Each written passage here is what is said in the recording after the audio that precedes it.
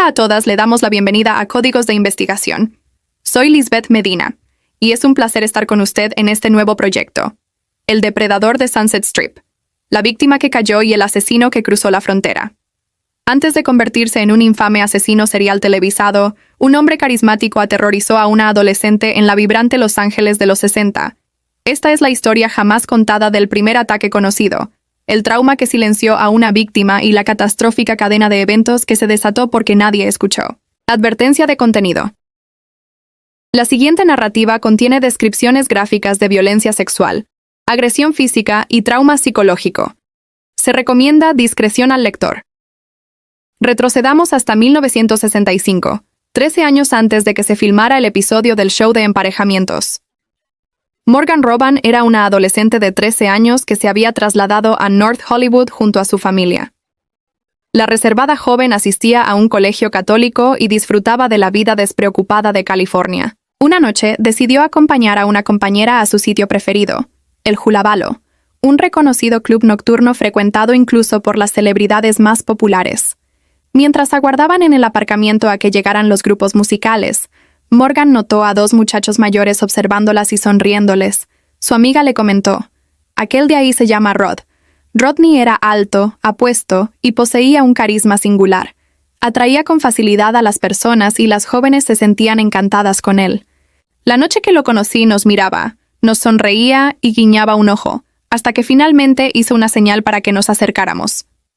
Tras unos minutos, la compañera de Morgan partió para encontrarse con otro conocido, dejándola sola con Rodney y su amigo. A Morgan no le molestó, pues le parecía un sujeto interesante y le agradaba que le prestara tanta consideración. Él quería... Me abrazó con fuerza y no dejaba de sonreír. Morgan pensaba que Rod solo estaba flirteando con ella, pero desconocía sus auténticas intenciones. Me sujetó con firmeza del brazo y me arrastró hasta un callejón trasero del local. Creo que estrelló mi cabeza contra el muro, porque perdí el conocimiento. Al recobrar el sentido, sentí algo que me oprimía el pecho. Cuando despertó, estaba apoyada contra la pared y vio que Rod había colocado un contenedor de desechos contra su cuerpo, golpeándola con saña mientras estaba inconsciente. Pero Rod ya no se encontraba allí cuando abrió los ojos, así que logró huir. Golpeé la puerta del club y el dueño llamó a su esposa. Ella me auxilió. Después de aquello, no deseaba volver a encontrarme con él. Durante los 3 años siguientes, Morgan evitó cualquier contacto con Rod. Estaba profundamente conmocionada, pero con el tiempo retomó las salidas con sus amigos. Hasta finales de agosto de 1968, cuando contaba con 16 años y se enteró de que se mudarían a Nueva York. Se sentía muy enfadada porque no quería distanciarse de su círculo. 4 días antes de trasladarse a la costa este, Morgan decidió salir a divertirse con sus amigos por última vez en el Sunset Strip. Aquella noche había cientos de personas en la calle cantando, bailando o socializando. Conversábamos con mucha gente. De repente, Rod apareció entre la multitud y sentí un escalofrío.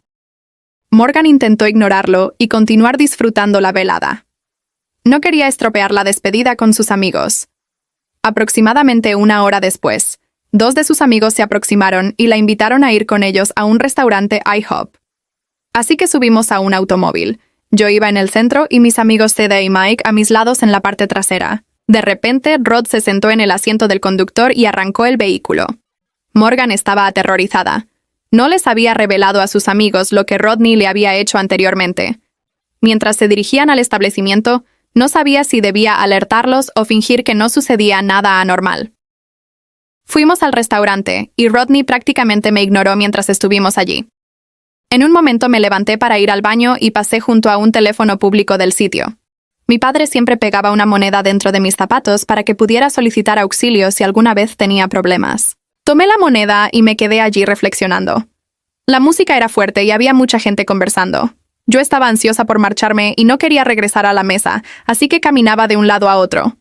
En un instante de la noche, se alejó de sus amigos por un momento. No sé cómo, pero Rod apareció de la nada. Me agarró del brazo y me condujo a la fuerza hasta su habitación. Mientras Morgan intentaba incorporarse del suelo, Rod tomó una barra de metal y la colocó en los soportes a cada lado de la puerta, impidiendo que alguien pudiera abrirla desde fuera. Comencé a percatarme de que estaba en grave peligro. Entonces me alejé de él hasta topar con la pared.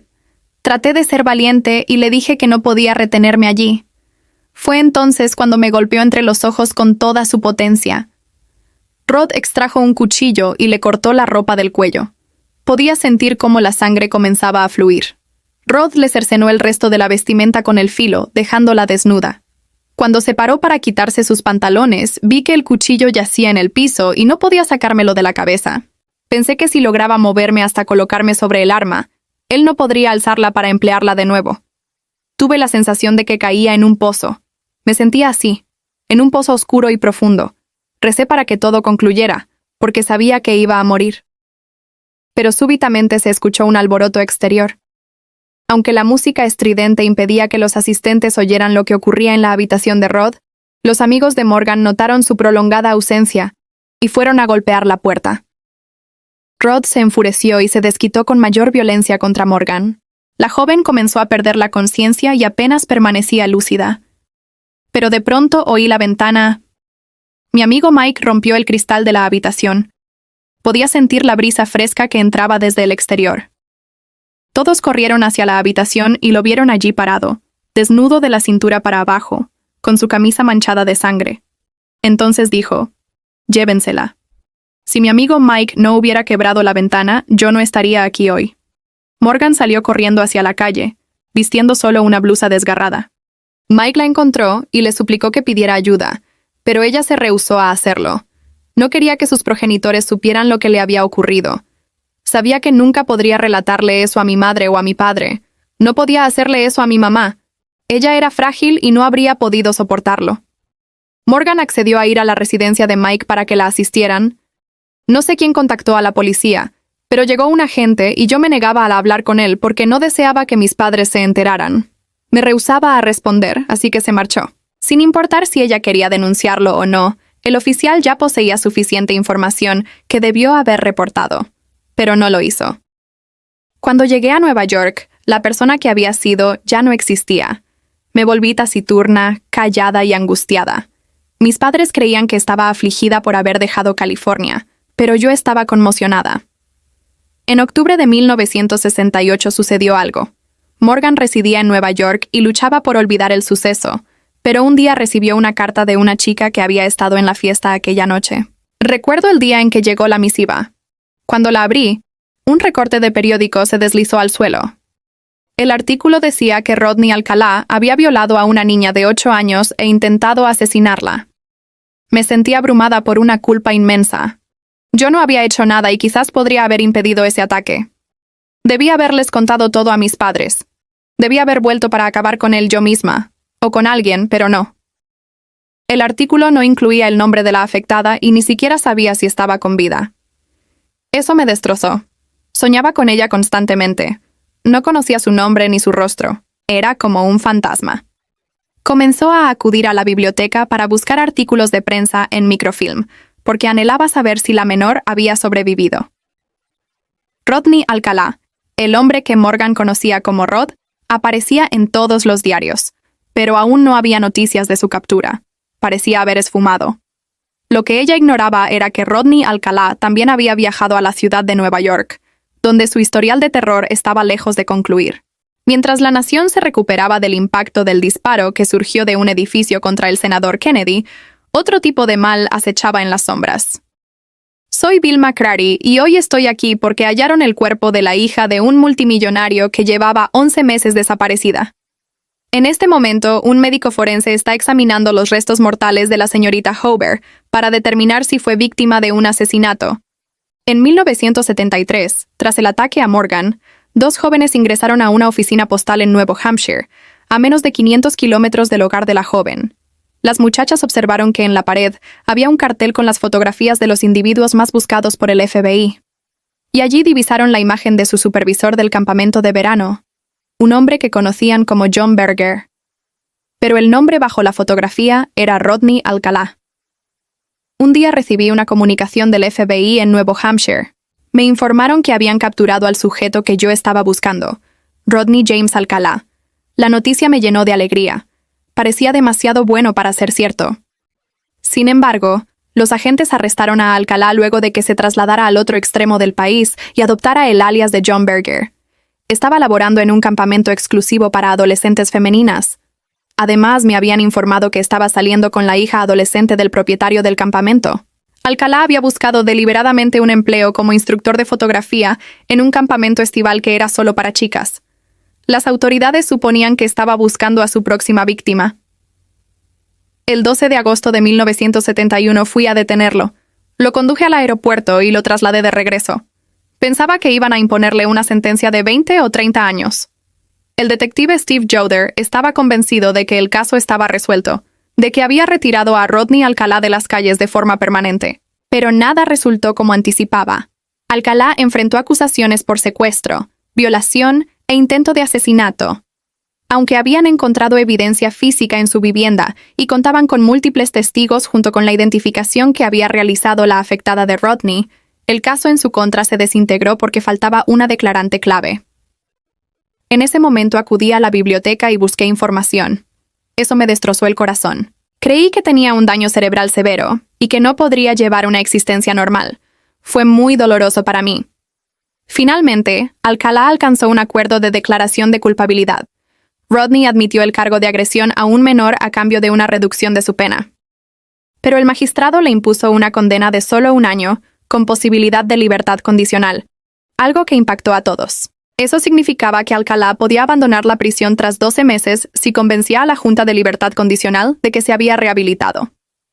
En agosto de 1974, después de que Alcalá cumpliera únicamente 34 meses en una cárcel estatal, la Junta decidió liberarlo. Era encantador. Él utilizó sus artimañas psicológicas con el terapeuta para que hiciera la recomendación. Seguro creyó que estaba mejor, que se había curado y que podía reintegrarse a la sociedad. Pero Rodney James Alcalá todavía no le había mostrado al mundo qué clase de monstruo era. El 20 de junio de 1979, 5 años después de la liberación de Alcalá, Robin Samso y su amiga Bridget, 2 niñas de 12 años, jugaban en Huntington Beach cuando se les aproximó un hombre. Les comentó que era fotógrafo profesional y les preguntó si podía tomarles una imagen. Ese era el método que empleaba Rodney Alcalá para atraer a sus víctimas. Solía buscar jóvenes, las convencía de que era un fotógrafo profesional y les decía que realizaría una sesión fotográfica para una revista. Mientras el hombre les capturaba imágenes, una vecina se acercó a las niñas y les preguntó si se encontraban bien, preocupada por la extraña situación. Apenas llegó la mujer, el fotógrafo dio media vuelta y partió corriendo. Un tipo se aproxima a 2 niñas de 12 años. ¿Quién hace algo así? En ese momento era algo tan inquietante como lo es actualmente. Poco después de ese episodio, Robin partió porque tenía una clase de ballet. Bridget le prestó su bicicleta para que no llegara tarde. 1 hora más tarde, la madre de Robin recibió una llamada del estudio de danza porque su hija no había asistido a la clase. Marianne, la madre de Robin, contactó de inmediato a Bridget, la amiga con la que la habían visto por última vez, y así se enteró de que un desconocido se les había acercado. Llamaron a la policía y Bridget se reunió con una dibujante forense y la ayudó a crear un retrato hablado. La imagen se difundió en todos los medios de comunicación. Todo el mundo buscaba a este hombre y a Robin, la pequeña desaparecida, pero no lograban localizarlos. Fue terrible. Ese fue el instante más horroroso porque no sabía qué le había sucedido a mi hija. Robin Samso era una niña de 12 años, rubia y de ojos azules, el claro ejemplo de una jovencita saludable. Ella poseía un aura especial y sin duda todos los que la conocían la adoraban. Probablemente era la hija más cariñosa que una madre podría desear. Ella lo hacía todo para complacerme. El 2 de julio, 12 días después de la desaparición de Robin, hallaron su cuerpo en las colinas de Sierra Madre, a más de 60 kilómetros de donde la habían avistado por última vez. Yo deseaba ir a verla, pero me dijeron que no podía, así que les pregunté por qué no podía ver a mi hija. Entonces me dijeron que habían tardado 3 días en identificarla. Pregunté por qué habían demorado tanto. ¿Cuántas niñas rubias de cabello largo desaparecidas podía haber? El detective me tomó de los hombros y él también tenía lágrimas en el rostro, y me dijo que el cuerpo no tenía cabello. La madre de Robin estaba destrozada. La pérdida de su hija la transformó para siempre. La ciudad de Los Ángeles estaba conmocionada por el asesinato de Robin y la policía no conseguía hallar un sospechoso. Una tarde, el detective Jenkins del Departamento de Policía de Huntington Beach recibió una llamada crucial. Un agente le informó que había un hombre en libertad condicional con un aspecto muy similar al individuo del retrato y le dijo que se llamaba Rodney Alcalá. La comunicación ocurrió al final de la jornada y los policías necesitaban descansar. El detective Jenkins planeaba ir a ver a Rodney Alcalá a la mañana siguiente temprano. Pero primero dijo que no podía dejar de pensar en que quizás habían identificado al sospechoso. El nombre Rodney Alcalá le daba vueltas en la mente, incluso cuando se sentó frente al televisor para ver la repetición de un programa de citas. Muy bien, el pretendiente número 1 es fotógrafo. ¿Y saben qué le dijo un fotógrafo a otro? Revélate. Denle la bienvenida a Rodney Alcalá. Bienvenido, Rod. Alcalá había ganado un concurso de citas en un programa de televisión. El participante 1 debe saludar a Charo. Nos divertiremos mucho juntos, Sharon. En retrospectiva, es muy escalofriante ver ese episodio. Tengo una pregunta para el pretendiente número 1. Dime, para ti, ¿cuál es la mejor parte del día? La mejor parte del día es la noche, sin dudas. Por la noche sucede lo bueno. Ese hombre tuvo el descaro de atreverse a ir a un programa que se transmitía en todo el país para seguir buscando más mujeres. El detective Jenkins no podía creer que el asesino de Robin Samso estuviera en televisión.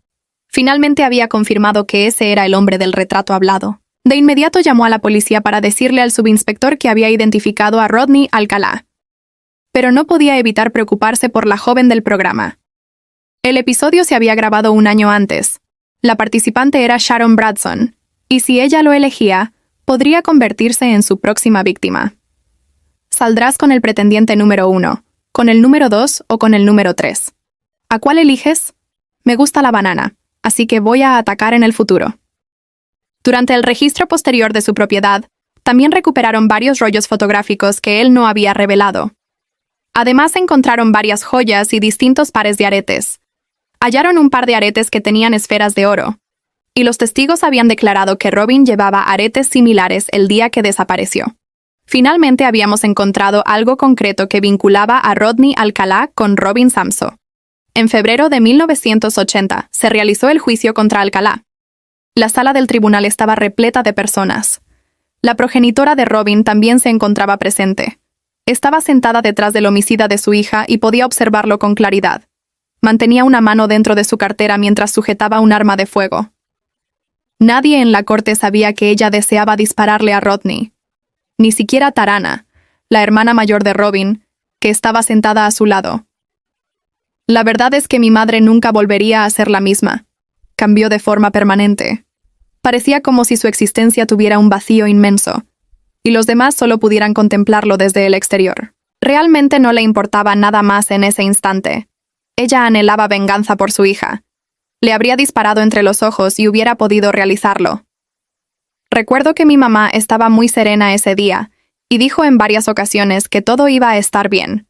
No cesaba de repetirlo. Pero en un momento sintió que Robin se encontraba allí. De pronto percibí el aroma de su champú. Sentí un entumecimiento en la mano y no pude sacarla de la cartera. Recuerdo que mi madre me relató que había escuchado la voz de Robin y que le había dicho que no lo hiciera. El 30 de abril de 1980, el jurado leyó el fallo. Rodney Alcalá fue hallado culpable y sentenciado a la pena capital. Esto no le restituye la vida a mi hija, pero quizás contribuya a preservar a otras personas. Para el horror del círculo familiar de Robin, ocurrió algo inconcebible. Luego de 4 años decidieron revocar la sentencia.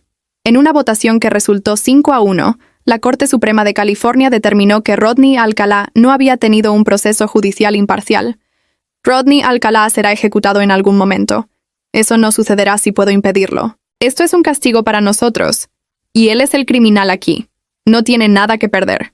Estamos destruidos, y no podemos creer lo que ocurrió. Él está bien y nosotros estamos destrozados. El jurado en este caso declara al acusado Rodney James Alcalá culpable del delito que se le imputa. Sin lugar a dudas, la pena de muerte es la única sentencia que se puede aplicar en una situación como esta. La segunda vez lo declararon culpable. Le impusieron la pena máxima nuevamente y estábamos muy contentos. Pero en el año 2001 sucedió algo completamente inesperado. La condena a muerte de Rodney Alcalá volvió a ser anulada, y la familia de Robin se vio forzada a participar en otro juicio que podría resultar en su liberación. Mi mamá se derrumbó en ese momento. Hemos vivido un infierno por culpa de ese animal. Hemos padecido enormemente. Se los aseguro. Cada vez que anulan la condena, siento como si perdiera a Robin otra vez. No sé si alguna vez han perdido a un hijo, pero es devastador. No existe nada tan angustiante como eso. Me asignaron este caso en 2003. Recuerdo que mi superior me entregó toda la documentación y me comentó que iba a ser complicado de resolver. Cuando la detective Murphy asumió el caso, decidió reexaminar las evidencias, gestionó que analizaran las joyas que habían encontrado en el almacenamiento y solicitó que les realizaran pruebas de ADN. Después de pedir que revocaran su sentencia y salirse con la suya, Rodney enfrentaría un tercer juicio, pero no sabía que la ciencia forense estaba realizando progresos. Luego de que ingresara la nueva evidencia, la detective Murphy y la policía de California y de Nueva York buscaron correspondencias en casos que no se habían resuelto. Lo que descubrieron fue mucho más conmocionante de lo que anticipaban. Los análisis de ADN lo relacionaron con 4 homicidios en Los Ángeles, los de Jill en 1977, en 1978 y el de Georgia Parenteau en 1979. El equipo de Nueva York lo vinculó con los asesinatos de Cornelia Creeley en 1971 y Ellen Hoover en 1977. Había cometido 4 de esos 6 asesinatos antes de participar en el programa de televisión. En ese momento supimos que Rodney Alcalá no solo era un asesino. Tomaba el autobús para ir a la escuela porque estaba a unas calles, pero no me agradaba tomarlo sola.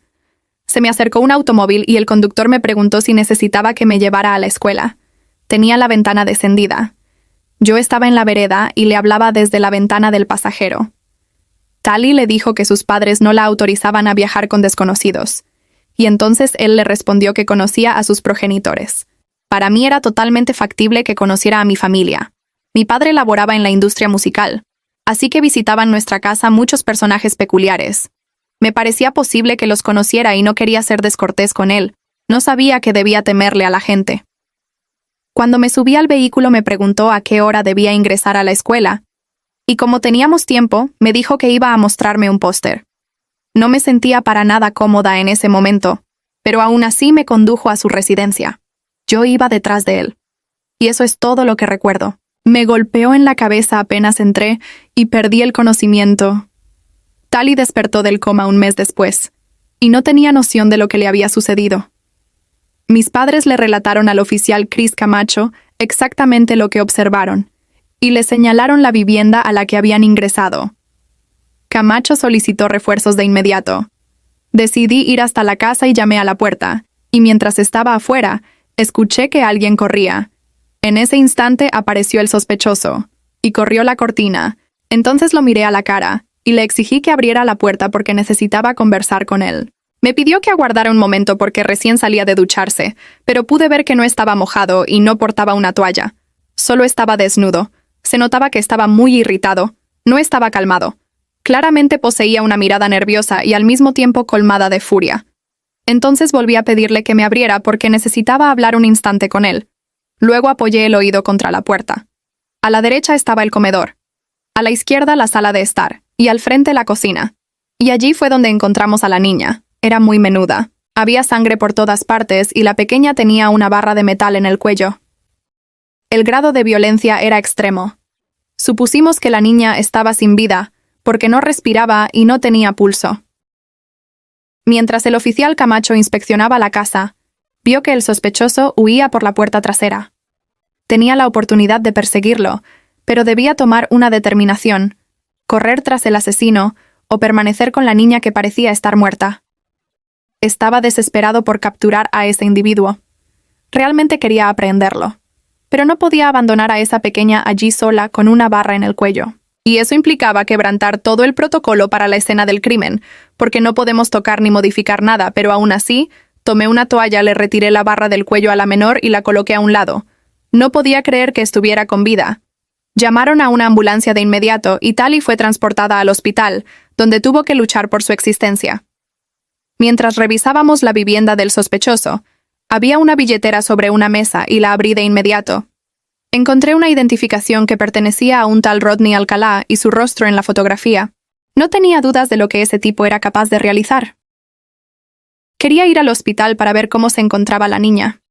Conversé con el médico y me dijo, si no le hubieras quitado la barra del cuello no estaría viva, porque le despejaste las vías respiratorias. Y a decir verdad, quedé conmocionado. Fue muy intenso. Esa historia estremeció a todos en la corte. El testimonio de Tali Shapiro los dejó a todos estupefactos. Cuando salió de la sala, dije que habíamos orado mucho por esto. Y le he encomendado mi odio a la divinidad. Ese sentimiento me consumió durante 31 años, y ya no permitiré que este tipo tenga dominio sobre mí. Pero la historia no culminó allí. Luego de la condena, las autoridades divulgaron 120 fotografías que habían hallado en la unidad de almacenamiento de Alcalá, con la esperanza de identificar a posibles víctimas y resolver casos de personas desaparecidas. En 2015, Cassie Dodson vio esas imágenes e identificó a su hermana Christine, que había desaparecido 39 años antes. Después de transitar toda su existencia buscando respuestas, Cassie finalmente pudo permitir que su hermana descansara en paz. Conclusión y llamado a la audiencia. Pasemos a las noticias más relevantes del día. El asesino serial, Rodney Alcalá, falleció en prisión. El famoso homicida del programa de citas murió esta mañana mientras aguardaba su ejecución. Siento que Robin dejó una huella, aunque solo haya vivido 12 años. Ella impidió que él continuara matando a más personas. Y creo que si le hubieran explicado que la divinidad la había seleccionado para esa misión tan particular, ella lo habría aceptado. Demoré mucho tiempo en comprender que cuando el mal atraviesa tu vida, te transforma por completo. Eso es una certeza. Para nuestra comunidad de códigos de investigación, déjenos sus opiniones en la sección de comentarios. En Códigos de Investigación siempre leemos cada una de sus teorías, análisis y perspectivas. No olviden suscribirse, activar la notificación y dejar su apoyo para continuar desentrañando juntos los casos más impactantes y los misterios que aún aguardan justicia. Nos encontramos en la próxima entrega, donde la verdad se persigue sin temor, y los hechos siempre expresan más que las palabras.